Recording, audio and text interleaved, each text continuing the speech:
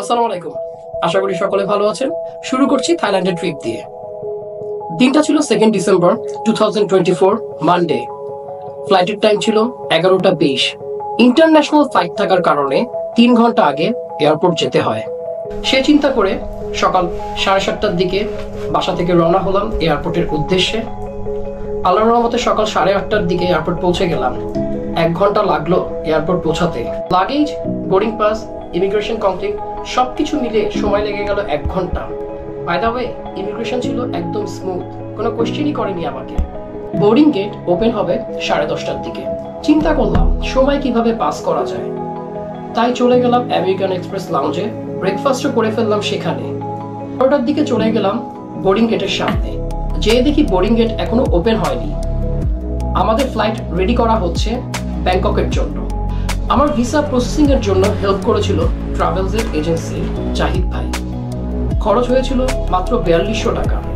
আপনারাও চাইলে তাদের হেল্প নিতে পারেন ভিসা প্রসেসিং এর জন্য এবং বিভিন্ন দেশের বাজেট ফ্রেন্ডলি ট্যুর প্যাকেজের জন্য। তাদের লিংক আমি ডিসক্রিপশন বক্সে দিয়ে দিব। 2 ঘন্টা 40 মিনিট জার্নির জন্য আমি টিকিট বুক করেছিলাম বাংলাদেশ বিমানের, যেটার রাউন্ড ট্রিপ খরচ পড়েছিল আমার 28,000 টাকার মতো, যেটি আমি নিজেই বুক করেছিলাম গোজেন অ্যাপসের মাধ্যমে। টিকিট বুকিং করা একদম ইজি। আমি আপনাদেরকে প্রসেসিং দেখিয়ে দিচ্ছি। গোজেন অ্যাপসে ঢুকলেন, ফ্লাইট বুকিং এ ক্লিক করলেন, রাউন্ডওয়ে দিলেন, ডেস্টিনেশন ব্যাংকক, ডেট, যাওয়ার ডেট আমি দিলাম সাপোজ মে মাসের 2 তারিখ, রিটার্ন দিলাম মে মাসের 12 তারিখ, সার্চে দিলেন। এখানে দেখেন 28,000 টাকা, 825 টাকাও ইউএস বাংলা ফ্লাইটে আপনি Dhaka to Bangkok, Bangkok to Dhaka ticket পাচ্ছেন। তাছাড়াও বাংলাদেশ বিমানেরও টিকিট আছে। এছাড়াও অনেক অ্যাপস এবং ওয়েবসাইট আছে। আপনারা আপনাদের নিজেদের টিকিট কম খরচে নিজেরাই বুকিং করতে পারবেন সেখানে। গোজেন অ্যাপসের লিংক আমি ডিসক্রিপশন বক্সে দিয়ে দিই।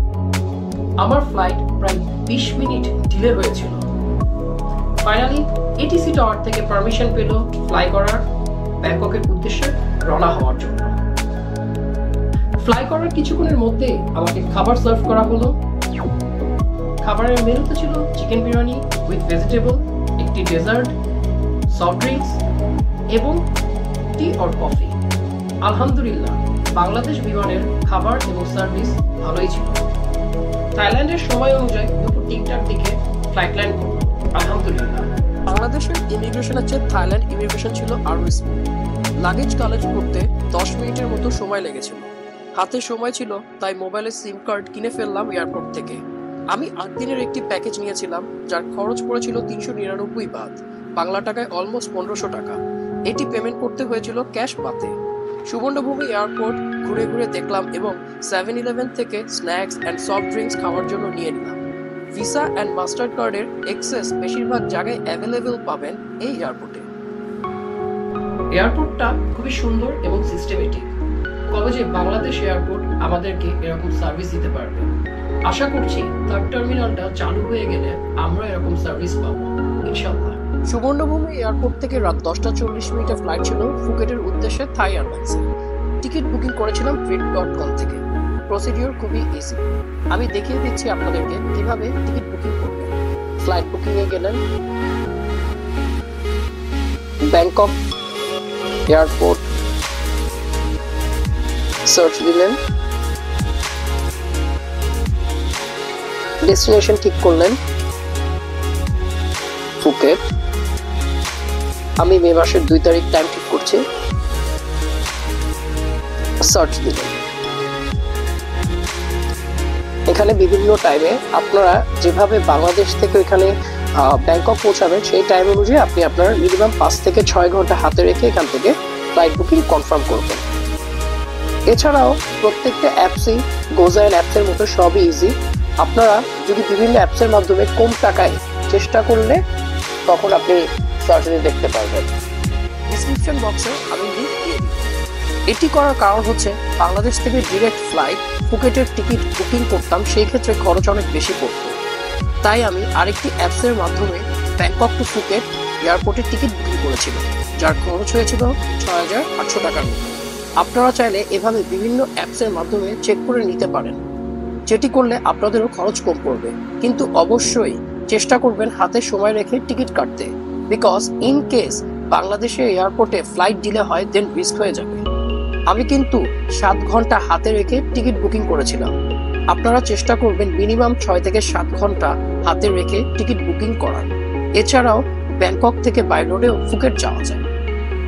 6 ঘন্টা সুবর্ণভূমি এয়ারপোর্ট ঘুরে দেখতে দেখতে আমি ইজিলি টাইম পাস করে ফেলেছি। রাত 10টার দিকে চলে গেলাম থাই এয়ারলাইন্সের বোর্ডিং গেটে ফুকেটের উদ্দেশ্যে। প্লেন ছিল অন টাইম। 1 ঘন্টা 10 মিনিট জার্নি ছিল। ফ্লাই করার কিছুক্ষণের মধ্যেই সার্ভ করা হলো প্যানকেক অ্যান্ড কফি। দেখতে দেখতেই ফুকেট পৌঁছে গেলাম। লাগেজ বেল্ট থেকে লাগেজ নিয়ে এয়ারপোর্ট থেকে বের হতে হতে ঘড়ির টাইম অলমোস্ট 12:30। আমি গ্র্যাব অ্যাপসের মাধ্যমে গাড়ি ডেকে নিলাম একটি গাড়ি হোটেলের উদ্দেশ্যে, যার খরচ পড়েছিল 940 বাত, বাংলা টাকায় অলমোস্ট 3,500 টাকার মতো।